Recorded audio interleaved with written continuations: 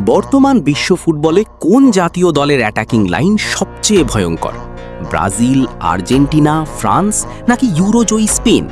চলুন দেখে নেওয়া যাক জাতীয় দলের পারফরমেন্স অনুযায়ী সেরা 4 নম্বরে থাকছে স্পেন।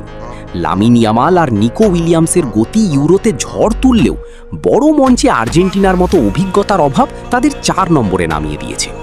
3 নম্বরে 5 বারের বিশ্ব চ্যাম্পিয়ন ব্রাজিল। ভিনিসিয়াস আর রাফিনহা ক্লাবে সেরা হলেও জাতীয় দলের জার্সিতে ইনজুরি আর ধারাবাহিকতার অভাবে তারা কিছুটা পিছিয়ে। 2 নম্বরে বিশ্বজয়ী আর্জেন্টিনা। মেসি, লাউতারো আর আলভারেজের রসায়ন আলবিসেলেস্তেদের টানা কোপা ও বিশ্বকাপ এনে দিয়েছে। বড় ম্যাচে যে কোনো ডিফেন্স ভাঙতে তারা অনন্য। আর 1 নম্বরে কিলিয়ান এমবাপের ফ্রান্স। গতি, ফিনিশিং আর ডেম্বেলের ড্রিবলিংয়ে ফরাসি আক্রমণভাগ এখনও বিশ্বের সবচেয়ে নিখুঁত ও বিধ্বংসী। আপনার মতে কার আক্রমণভাগ সেরা? জানান কমেন্টে।